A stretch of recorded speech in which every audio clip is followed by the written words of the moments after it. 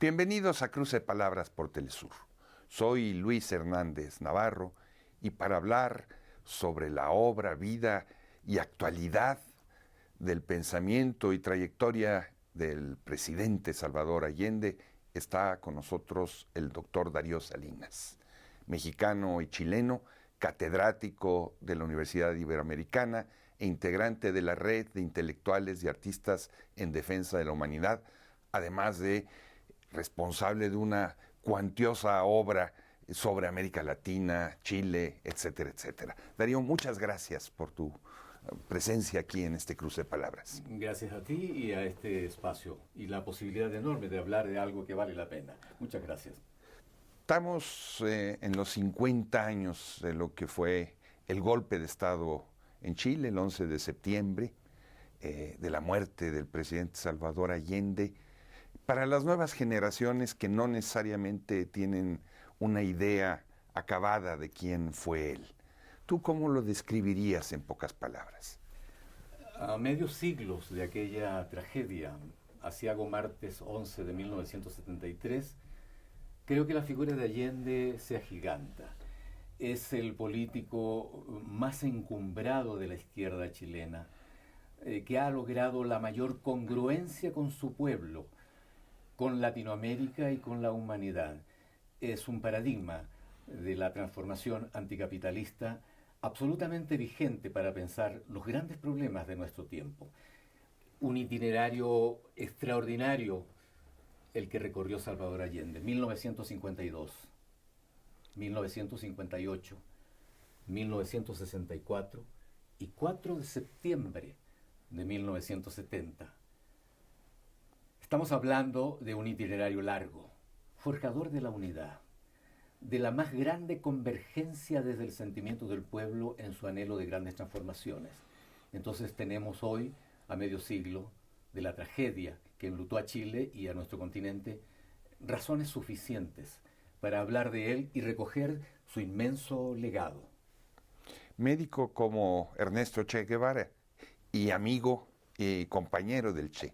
Sí, salubrista, el gran impulsor de que la salud es un bien común, de preocupación pública, por lo tanto, de la propia esfera estatal y en beneficio del pueblo. Eso es importante decirlo, efectivamente, médico a igual que el Che. Y yo creo que efectivamente, o sea, su trayectoria es inconmensurable, multifacética, es decir, un dirigente estudiantil, posteriormente parlamentario, dirigente de su propio partido, el Partido Socialista, constructor de la unidad, forjador justamente de este gran proyecto de transformar las condiciones de Chile por un camino sui generis, siendo amigo del Che. Yo no puedo dejar de decir, aunque se haya mencionado varias veces y muchas veces, y hay que volver a mencionarlo, con el Che buscaban lo mismo por caminos distintos, dicho por el Che.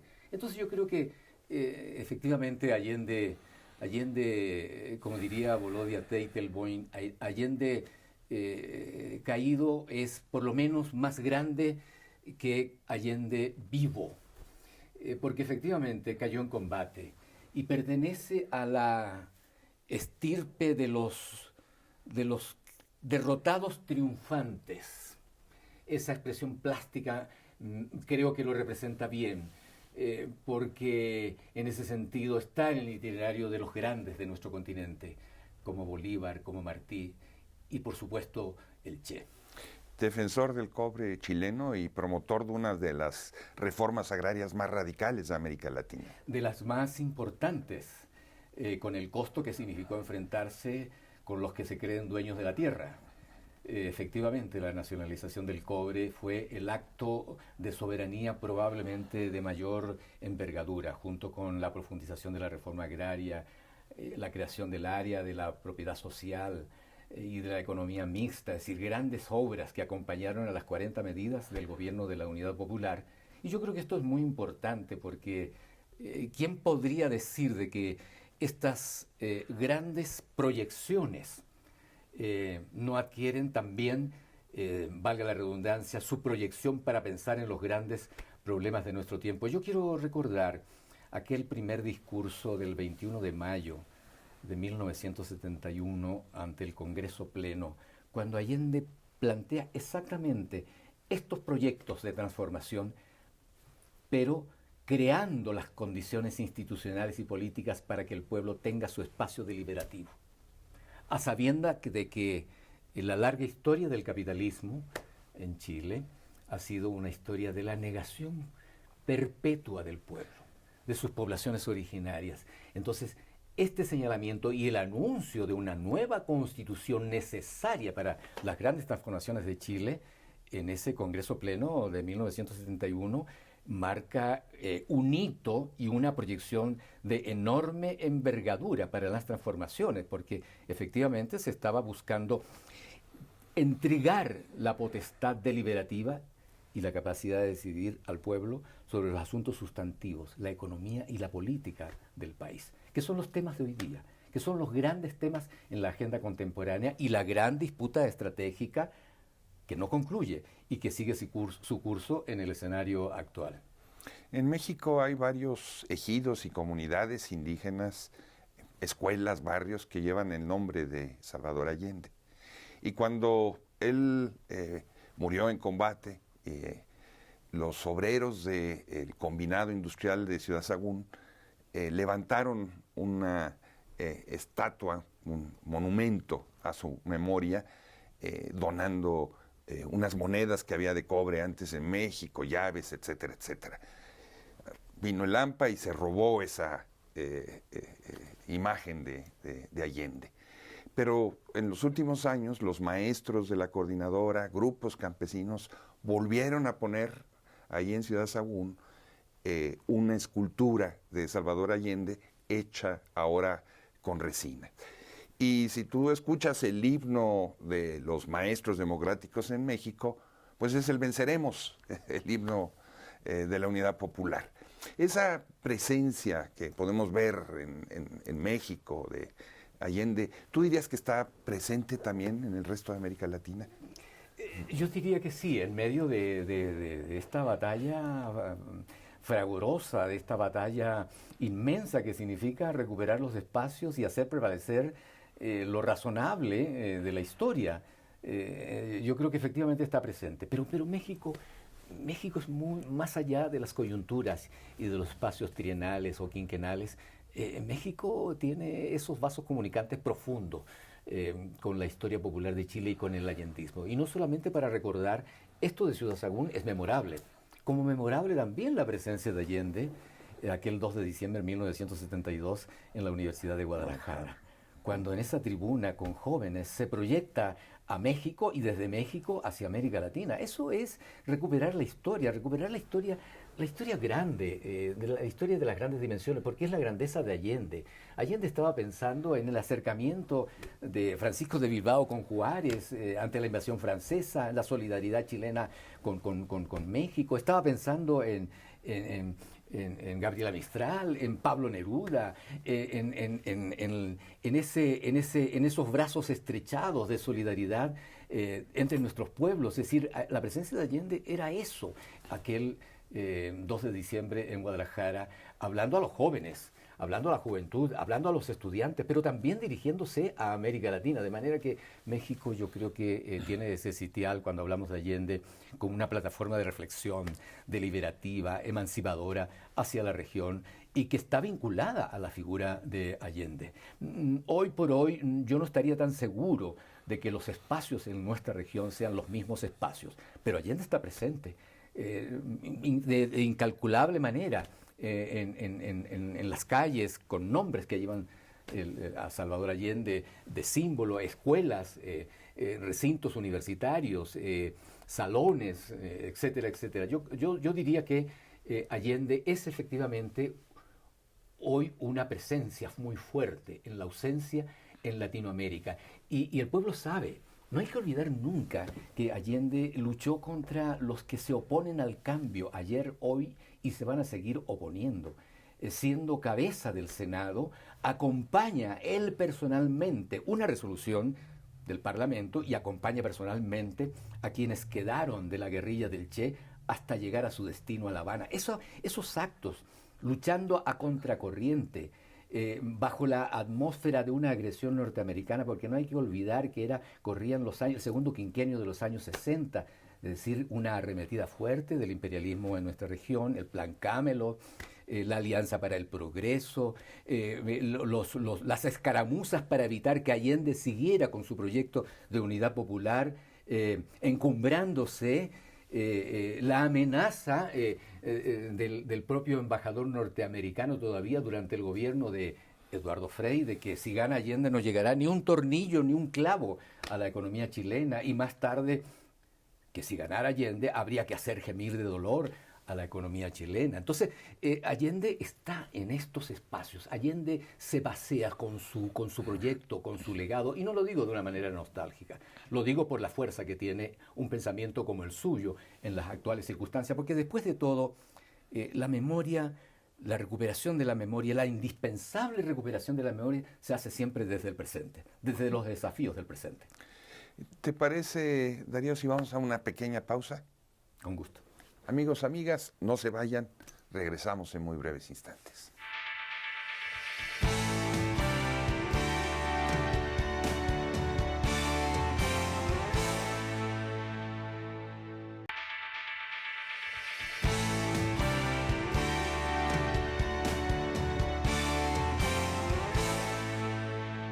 Estamos de vuelta en este cruce de palabras con el doctor Darío Salinas, catedrático de la Universidad Iberoamericana, integrante de la red de intelectuales y artistas en defensa de la humanidad, conversando sobre ese gigante de la historia latinoamericana y universal que fue el doctor Salvador Allende.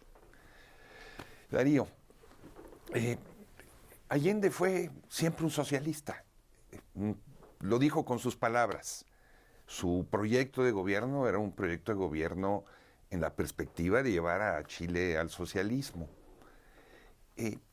¿Qué recuperar de esa experiencia en relación a lo que vivimos en América Latina, de gobiernos de corte nacional popular, de gobiernos o políticos que preferirían no hablar de socialismo?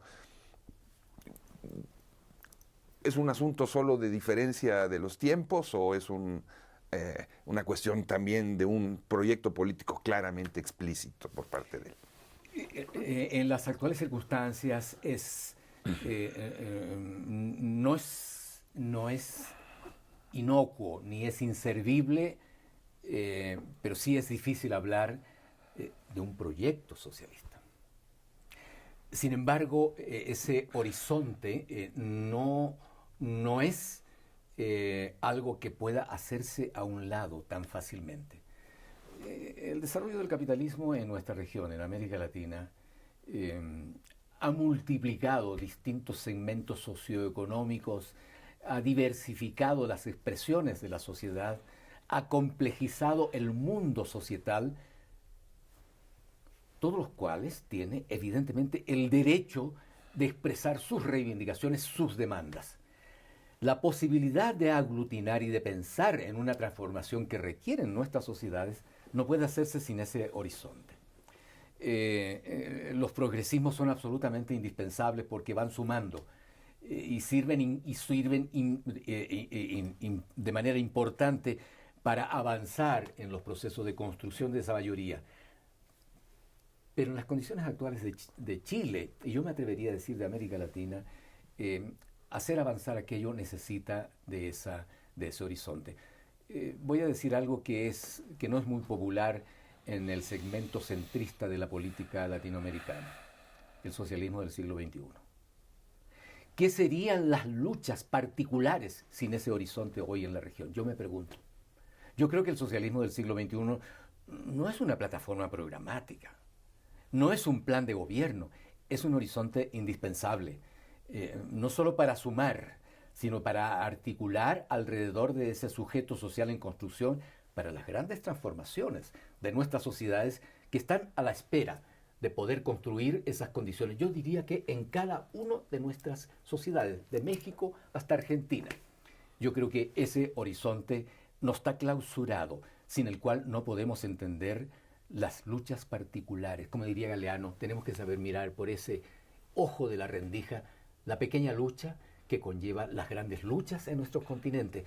Parece un juego de palabras, pero me parece absolutamente indispensable, incluso en las condiciones más involutivas, como la situación de Perú. Hoy día, por ejemplo, como estamos viendo, esas expresiones sociales de abajo, es la marea que va y viene. Esa marea que fue anunciada probablemente de una manera muy didáctica, muy serena, en la última locución de Salvador Allende a través de la radio Magallanes, recogida por Guillermo Ravés, gran periodista y director de la radio Magallanes que muere en el exilio en México, cuando recoge justamente esa reflexión. Allende sabía que su drama iba a culminar esa mañana con la vida personal, pero sabía también que iba a morir por esas ideas. Y esas ideas están absolutamente vigentes. La historia nuestra y la hacen los pueblos.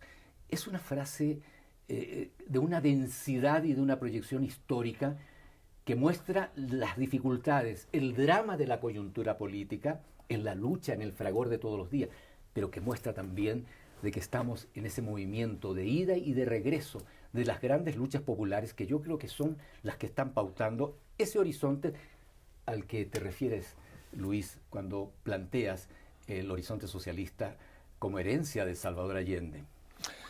Nos acabas de hablar del socialismo del siglo XXI. Están por cumplirse ahora, a principios de marzo, los 10 años de la muerte de ese otro gigante que fue Hugo Chávez. ¿Tú ves líneas de continuidad, vasos comunicantes entre Salvador Allende y Hugo Chávez? Completamente, sin ser idénticos, luchando y trabajando desde abajo, y enfrentando a los mismos enemigos. Salvador Allende, yo creo que el paralelismo es didáctico, en extremo, para reflexionar y pensar de una manera útil en la coyuntura de este tiempo. Salvador Allende enfrentó un golpe de Estado que se fraguó, que se articuló desde el norte. Y Hugo Chávez en el 2002 también enfrentó un golpe de Estado y pudo salir victorioso. En la Revolución Bolivariana se han reeditado todas las fórmulas de desestabilización, todos los laboratorios para involucionar el proceso, inclusive el magnicidio. Bueno, Chile es parte de esa experiencia de laboratorio. Y Chile tiene en su acervo de 1973 un enorme nudo para ir abriendo la reflexión necesaria sobre las grandes transformaciones. Es decir, yo creo que hoy día se comprende mejor lo que significó la conjura, la manera como se articuló de manera abierta y encubierta. Hoy creo que se sabe más, no solo por los documentos desclasificados, sino yo creo que también, a pesar de que la situación chilena hoy es una situación de revés, de momento muy complicado, muy complejo para el avance, sin embargo yo creo que hay un aprendizaje importante de lo que ha significado aquella experiencia, el golpe, y también la conducta de quienes se han opuesto y se siguen oponiendo a las transformaciones, porque la derecha chilena, y pienso concretamente en Evópolis, Renovación Nacional, UDI y Republicanos, si tienen nombres y apellidos y actores concretos de carne y hueso, con ideología absolutamente vigente. Si ellos tuvieran la necesidad de retrotraer los avances a través de un golpe como el programado y el realizado y el concretado en 1973, lo dicen sin empacho, lo volverían a hacer. Entonces, por supuesto que el paralelismo rige entre el proyecto bolivariano y el proyecto allendista. Tú acabas de estar en Chile hace muy poco tiempo. ¿Ves presencia de lo que significa Salvador Allende en los procesos que se viven hoy en tu país y que también es este? En la inmediatez de la política, no. Chile enfrenta dos terrenos tan desafiantes como brutales desde el punto de vista de la transformación democrática en el país. En el terreno gubernamental, el programa de Gabriel Boric, y en el terreno constituyente, nada menos, nada más que la lucha estratégica por superar la herencia pinochetista que es ese engendro jurídico-político que se llama Carta Magna, aprobada en 1980. Entonces, creo que la lectura hay que hacerse en ese terreno concreto de la lucha, que hoy día se desarrolla después del 4 de septiembre, en condiciones absolutamente desventajosas. No tenemos esa atmósfera de movilización que tuvimos en Chile con el triunfo del plebiscito de 2020, bajo el impulso y la exigencia del pueblo movilizado en el llamado estallido del 2019, que fue una revuelta popular, pongámosle el nombre más concreto. El estallido es insuficiente, es apenas una fotografía, aunque muy gráfica, pero es insuficiente. Bueno, eso se retrotrajo y que nos mostró nuevamente que para transformar esa sociedad heredada del golpe de Estado, heredada del pinochetismo, se requiere de un esfuerzo mucho mayor que el desplegado hasta este momento, de una articulación más cuidadosa entre el sentir de la población y la política avanzada, especialmente la política de la izquierda y la política del progresismo, por supuesto, porque en esto hay que sumar, en esto hay que unir y hay que saber converger. Entonces, yo diría que efectivamente, hoy por hoy, esta situación se desarrolla en ese doble terreno, en esos dos peldaños que son luchas muy complejas, muy difíciles y muy importantes para la vida política de Chile. Su anticipación ante el golpe, se abrirán las amplias alamedas. ¿Tú ves esa posibilidad? Las anchas, las amplias. Sí, es una proyección de una enorme estética política. Yo me atrevería a decir, estamos muy cerca de los hechos. Yo me atrevería a decir que ese sentimiento está a flor de piel. Es un anhelo grande. Incluso más allá del rechazo del 4 de septiembre, que no es un triunfo de la contrarrevolución como lo pretende mostrar esa narrativa maniquea, trituradora de conciencia hoy por hoy en Chile. Esos 4 millones de chilenos que dijeron no a la nueva Carta Magna, que nos habría acercado al umbral de las anchas alamedas, esa lectura hay que saberla hacer. E incluso hoy en condiciones adversas, eso se recupera, de eso se aprende, aunque sea muy fácil decirlo en una reflexión como esta, pero el pueblo también aprende. Y la política también aprende de sus mezquindades, de sus sectarismos, de sus amarillismos. Entonces yo creo que Chile está pletórica de elecciones y yo no veo el drama como un drama ya final.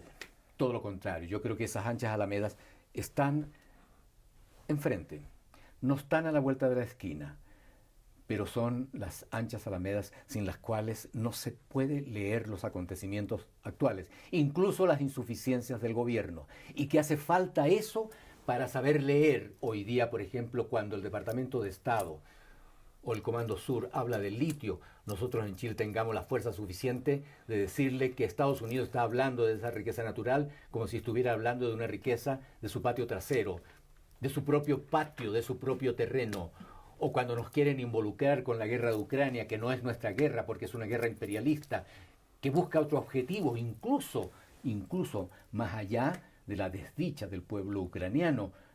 Y si nosotros no ponemos esa voz, entonces no estamos mirando esas anchas alamedas. Yo creo que estas cosas hay que decirlas, apoyando lo que estamos apoyando, pero no hay que dejar de decir. Como tampoco hay que dejar de decir que el TPP-11 no nos favorece en términos de una mayor autodeterminación e integración de nuestros pueblos. Y uno no le está haciendo ningún favor ni lo vamos a hacer a esa derecha que está esperando justamente claudicaciones. No es criticar desde el compromiso, no significa claudicación, significa más bien fortalecer el compromiso porque nosotros estamos esperanzados de que este gobierno avance, se fortalezca sustantivamente y estreche sus lazos con todos los pueblos de América Latina, empezando por México, que creo que son buenos lazos, buenos abrazos solidarios entre Chile y México.